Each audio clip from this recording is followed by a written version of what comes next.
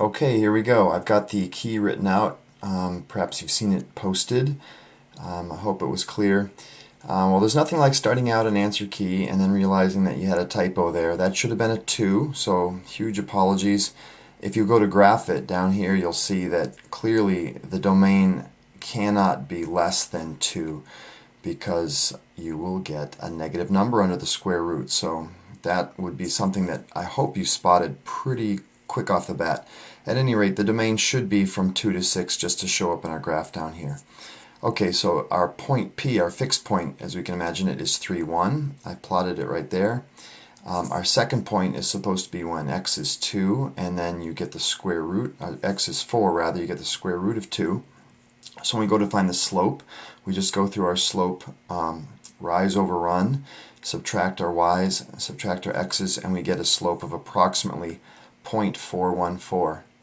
As we imagine moving that floating point Q a little bit closer to just 3.1, we can recalculate the slope, and when we do that we get the square root of 1.1.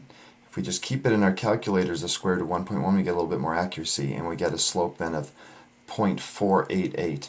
You can try repeating that on your own using maybe not 3.1 but 3.01 or 001. Do it all and you'll see that it gets close to 4.999. So I'm going to say this is 1/2. Now that is just an estimate, but hopefully it'll be pretty clear what that fraction or what that whole number might be. Okay, moving on, just a little quiz that you know that the limit of a product is the product of a limit. Products of the limit. And again, a little bit of formatting weirdness here in my my attempt to use Google Docs. That's why a lot of these formulas look a little bit different. I'm trying to convert over to Google Documents. Anyway, so there was another little glitch here that it should say the limit, and I wish it had said the limit as x approaches 0 from the positive side, from the right, but it didn't. So if you just look at this and you're asked to find the limit, well, we need to know x is going in a certain direction. So if you're saying as x gets towards infinity, which is the logical assumption, you would say, well, that just gets really big really fast, and so we'd say that as x goes towards infinity, so does our function gets very large towards infinity. So that would be great. If, however, and I'll try to be super careful on the test, I would make sure that's double checked, if it said plus gets closer and closer to 0 from the positive end, just plug in numbers getting closer and closer to 0, and you'll see that this approaches pi. Alright? So you can try that on your own. Now, given this sketch, this is a little bit like out of the book. Again, we've got a discontinuity at -2. We've got one here definitely clearly implied as it approaches towards the x-axis as the y-axis as an asymptote. And then we get a little discontinuity there where there's a hole. Okay. Now, again, I think probably on the test it would have been a little bit better if I had a fixed point right there, because then we'd have 3 different types of continuity to reflect our definition of what continuity means.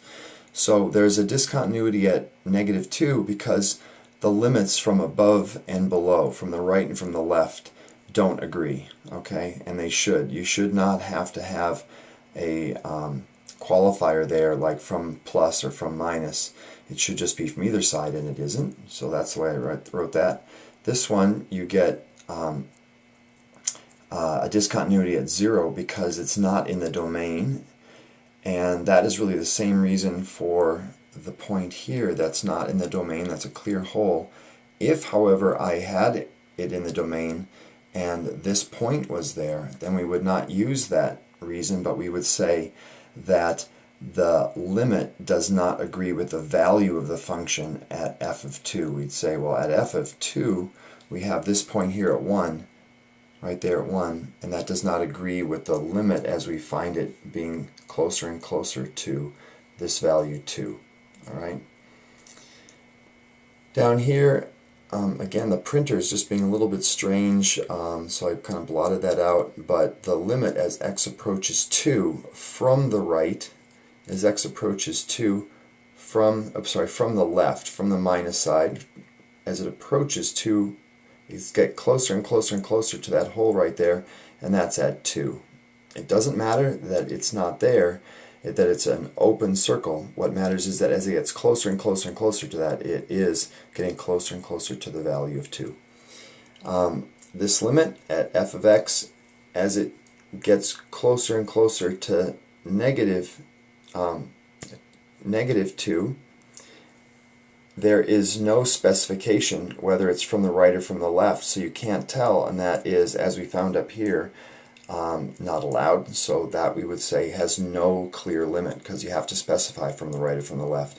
If I'd said that it's from the right, we'd go like this, and I'd say it's approximately 1/2. I'll try to be clear about that in the graph. If I had said it's from the left, then it would be closer and closer to this hole right here, and that looks like that's at 1. So I've added those 2 extras for you to think about. Here it's pretty clear that as the function gets closer and closer, or x gets closer and closer to infinity, the function just gets closer and closer to our asymptote up there at 3. Okay? So now, looking at the second page, trying to make it easier to focus one at a time. Alright? First thing you want to do is always take a look and factor that. Okay? When you factor it, you realize that nothing cancels. Now, of course, if it cancels, then you can just evaluate at that, but you have to be careful not to jump to conclusions. In this case, nothing cancels, and so there is no limit. If you get nervous about that and you're expecting it to cancel and you want to double check, look at the graph and you'll see that, in fact, there's an asymptote there, and depending on which side you approach it from, it's either negative infinity or positive infinity, and again, you can't have that disconnect, so there's no limit. You can't even say positive or negative infinity. This next one here, we've got that radical, and we've got the trick where we multiply by the conjugate. So when you do that there, you do your math carefully, you FOIL it carefully, you realize that this becomes x minus 7, because when you square the square root, that goes away. The middle parts, when you FOIL it, cancel because of the conjugate trick, plus and minus. And then negative 3 times a positive 3 gives you negative 9, and when you simplify that, you get x minus 7. Resist the temptation to multiply that in and FOIL it. Don't do that until you've checked out the numerator. Lo and behold, it cancels with the denominator, and you get a much simpler 1 over radical x plus 2 plus 3. Okay? Moving right along. This is all just fraction work. You're just trying to clean up this fraction. When you do that, you realize it gets down to a fairly simple 1 over 4x. And that's equal to, then, when you plug in negative 4 for x, 1 over 16, and it's a negative sign, so negative 1/16. Okay? Next one. When you get to one like this, and you see there's no conjugate trick that works, there's no real reason to simplify it. This is simply like the last set of problems we were doing in our homework, where we're looking at the contest between numerator and denominator, and you say when x gets closer and closer and closer to 9, what's really going on? Well, the square root of x is going to get closer and closer and closer to 3, and as x gets closer and closer to 9, x minus 9, that's going to be either positive or negative. It's going to be small, and because that's an even number there, any small number, positive or negative, to the fourth is going to be really small and positive, and so this is going to be 3 over a really small number, and that goes to positive infinity. Again, you can always graph it. You can try numbers in your calculator. Last one here, when you've got the natural logarithm of a sine, it's a bit of a weird combination, but consider the two functions. There's your sine function, and there's your logarithmic function. When you do that, and you consider that we're going closer and closer to pi, but from the left, we're really getting function values that are closer and closer to 0 here on the axis, and they're staying positive. So that's the same as if we're thinking about what's happening to the logarithm value as it's getting closer and closer to 0 from the positive, and in this function you can see it's going down, down, down to negative infinity. Okay, so again, you can pop some numbers in your calculator and check it out, but I want you to be able to sort of show me with pictures or explain it in words, not just by saying, oh, I put it on my calculator and the numbers show me that. Alright, that's pretty much it. You also want to be Careful to know the various concepts we've covered in the book. The squeeze theorem that talks about a function that's difficult to find the limit of being trapped between two other functions where it's sort of bounded like above and below by ones that do have limits, and you can squeeze a limit out of the difficult one by trapping it between two easier ones. And then the intermediate value theorem, which just talks about knowing that if you've got a continuous function and you have any two values, that there must exist at some point a value in between those two extremes. Okay, good luck.